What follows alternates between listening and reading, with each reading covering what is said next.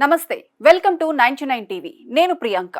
ప్రపంచ ఆయుధ మార్కెట్లో వేగంగా ఎదుగుతున్న దేశాల్లో చైనా ఒకటి. తక్కువ ధరలకు అధునాతన ఆయుధాలు అందిస్తామనే హామీతో అనేక అభివృద్ధి చెందుతున్న దేశాలను ఆకర్షించింది. తక్కువ ఖర్చుతో పెద్ద ఎత్తున రక్షణ వ్యవస్థలు కొనుగోలు చేయాలనుకునే దేశాలకు చైనా ఒక సరసమైన ప్రత్యామ్నాయంగా కనిపించింది. అయితే ఇటీవల జరిగిన పలు యుద్ధ ఘట్టాలు దీన్ని పూర్తిగా కుదిపేశాయి. చైనా తయారు చేసిన ఆయుధాలు యుద్ధంలో ఎలా పనిచేస్తాయనే విషయంలో తీవ్రమైన అనుమానాలు వ్యక్తమవుతున్నాయి. ఒకప్పుడు కాగితాల మీద అద్భుతంగా కనిపించిన ఈ వ్యవస్థలు యుద్ధ భూమిలో మాత్రం ఆశించిన స్థాయిలో పని చేయలేకపోతున్నాయని అనేక ఉదాహరణలు బయటపడ్డాయి. 2025 మేలో జరిగిన ఆపరేషన్ సింధూర్ ఘటన ఈ విషయంలో కీలక మలుపుగా మారింది. పాకిస్తాన్ వద్ద ఉన్న రక్షణ వ్యవస్థల్లో అధిక శాతం చైనా సరఫరా చేసినవే. యుద్ధ సమయంలో ఈ వ్యవస్థలు ఒక్కొక్కటిగా విఫలమవడం చూశాం.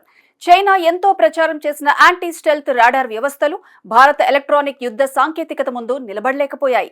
వందల కిలోమీటర్ల దూరం నుంచి శత్రు విమానాలను గుర్తించగలవని చెప్పిన ఈ రాడార్లు జామింగ్ చర్యల ముందు పూర్తిగా పనిచేయకుండా పోయాయి. ఇది కేవలం సాంకేతిక లోపమే కాకుండా యుద్ధ పరిస్థితుల్లో పరీక్షల లోపాన్ని కూడా స్పష్టంగా చూపించింది. అదే సమయంలో గగనతల రక్షణ వ్యవస్థల పరిస్థితి కూడా దాదాపు ఇదే విధంగా కనిపించింది. నేల నుంచి గగనతలానికి ప్రయోగించే క్షిపణి వ్యవస్థలు సమన్వయ లోపాలు, సాఫ్ట్వేర్ సమస్యల కారణంగా శత్రు దాడులను అడ్డుకోలేకపోయాయి. అత్యాధునికంగా చెప్పబడిన క్షిపణులు లక్ష్యాన్ని చేరకపోవడం వాటి మార్గనిర్దేశక వ్యవస్థల బలహీనతను బహిర్గతం చేసింది. ఒక యుద్ధంలో ఆయుధం ఒక్కసారి విఫలమైతే అది యాదృచ్ఛికం అనుకోవచ్చు, కానీ వరుసగా విఫలమవుతోంది అంటే అది వ్యవస్థలోనే లోపముందని అర్థం.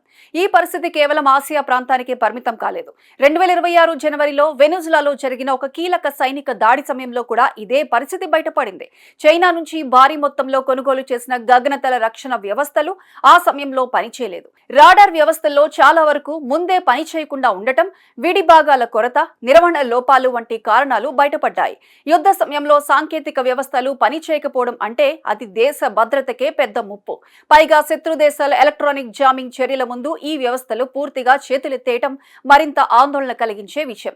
తాజాగా గల్ఫ్ ప్రాంతంలో జరిగిన ఉద్రిక్త పరిస్థితుల్లో ఇరాన్ వాడిన చైనా ఆయుధాల పరిస్థితి కూడా ఆశాజనకంగా లేకపోయింది. అత్యాధునికంగా చెప్పబడిన క్షిపణి వ్యవస్థలు స్టెల్త్ విమానాలను అడ్డుకోలేకపోయాయి. శత్రు దేశాల ఎలక్ట్రానిక్ యుద్ధ సాంకేతికత ముందు ఈ వ్యవస్థలు నిలబడలేకపోవడం వాటి లోపాలను మరోసారి బయటపెట్టింది. సాఫ్ట్వేర్ అప్డేట్స్ లోపం, సీకర్ టెక్నాలజీ బలహీనత వంటి అంశాలు దీనికి కారణాలుగా భావిస్తున్నారు. రక్షణ నిపుణుల విశ్లేషణ ప్రకారం చైనా ఆయుధాల వైఫల్యానికి కొన్ని ప్రధాన కారణాలున్నాయి. ముఖ్యంగా ఈ వ్యవస్థలు చాలా వరకు ఇతర దేశాల డిజైన్ల ఆధారంగా తయారైనవే అన్న అభిప్రాయం ఉంది. బాహ్య రూపాన్ని కాపీ చేయడం సాధ్యమే కానీ లోపల ఉండే క్లిష్టమైన సాఫ్ట్వేర్ అల్గారిథంలను పూర్తిగా పునరుత్పత్తి చేయడం అంత సులభం కాదు.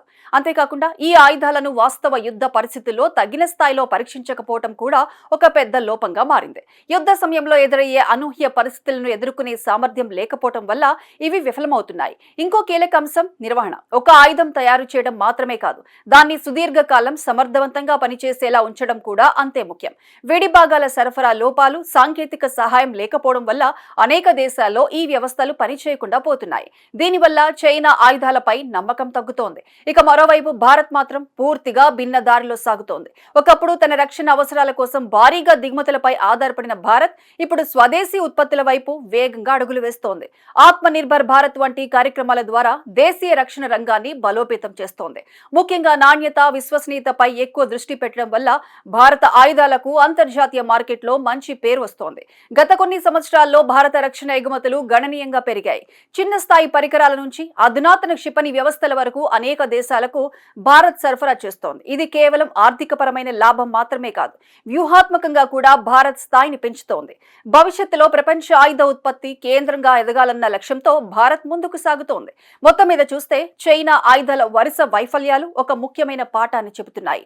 తక్కువ ధరకు లభిస్తే సరిపోతుందనే దృష్టికోణం రక్షణ రంగంలో ఎంత ప్రమాదకరమో ఇది స్పష్టం చేసింది. నాణ్యత, విశ్వసనీయత, నిరంతర సాంకేతిక అభివృద్ధి లేకుండా ఆయుధ వ్యవస్థలు యుద్ధ భూమిలో నిలబడలేవు. అదే సమయంలో భారత్ తీసుకున్న మార్గం మాత్రం భవిష్యత్తుకు దిశానిర్దేశం చేస్తోంది. స్వదేశీ సాంకేతికత, నాణ్యతపై దృష్టి సారించడం ద్వారా భారత్ ప్రపంచ రక్షణ రంగంలో తన స్థాయిని మరింత బలపరుచుకుంటోంది.